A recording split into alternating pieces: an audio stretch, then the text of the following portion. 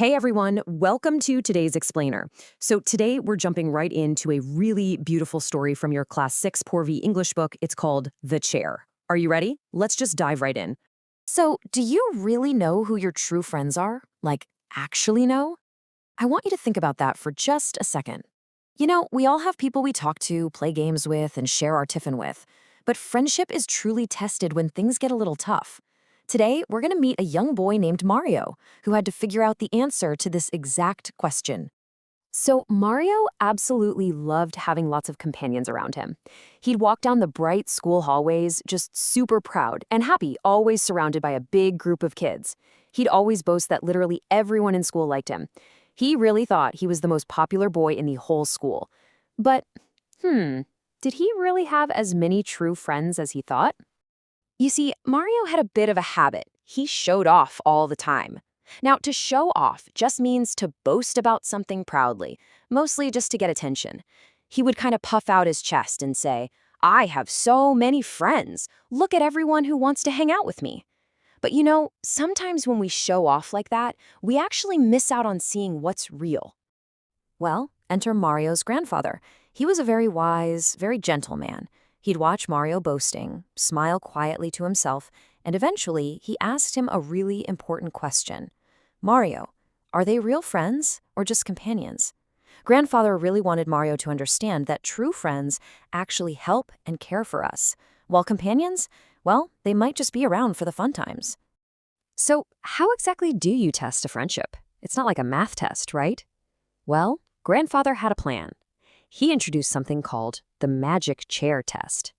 He slowly walked upstairs to find something super special, something magical, to help Mario learn the real truth about these kids he called his friends.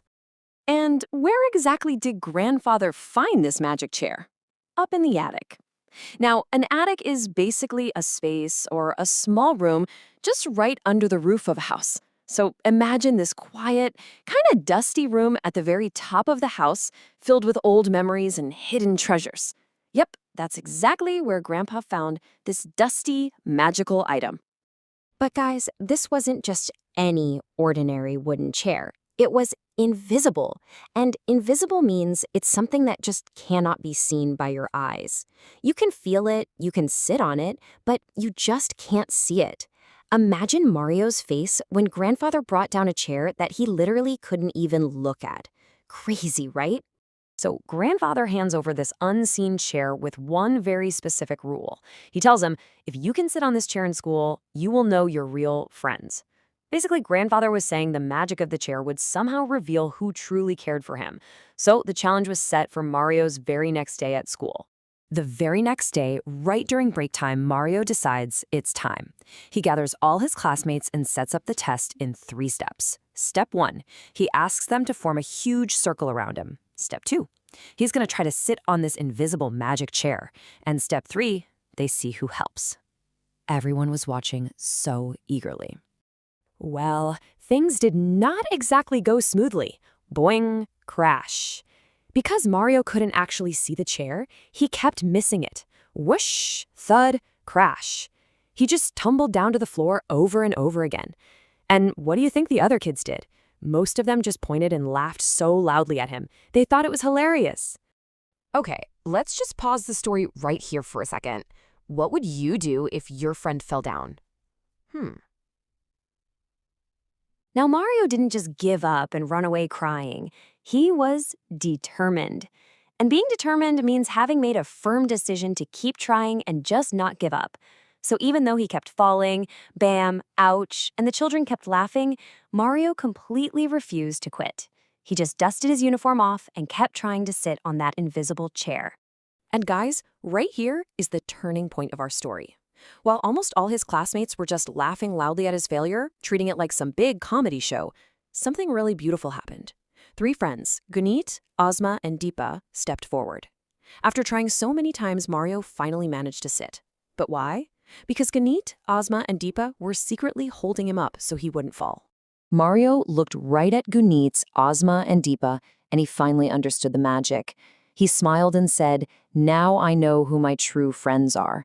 He had this wonderful, grateful realization that a true friend, a real one, never laughs at your problems. While everyone else just wanted a funny show, these three actually cared about his well-being. Oh, what a beautiful moment, right? After school, under this lovely, warm, golden sunset, Mario and his three real friends went to visit Grandpa. They told him all about the magic chair test, and then they celebrated their strong new bond in literally the best way possible, sitting together and eating some super delicious fruit shot. So, what did we actually take away from Mario and his invisible chair? The lessons here are so important. We learned about true friendship, about kindness, about helping others, and obviously why we should never ever make fun of people.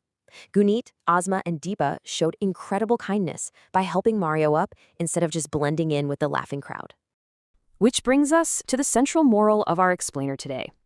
True friends support us in difficult times. I'll say that again because it's so important. True friends support us in difficult times. It is absolutely crucial to catch a friend when they fall. True friends are the ones holding you up when everyone else is just standing around laughing. Before we wrap this up, I want to leave you with this one question to really think about. Who is your true friend? And how can you be a better friend to them today? Take these little lessons of kindness into your own classrooms and playgrounds. Thanks so much for joining me to explore this wonderful story. And hey, always remember to be the kind of friend who helps someone up.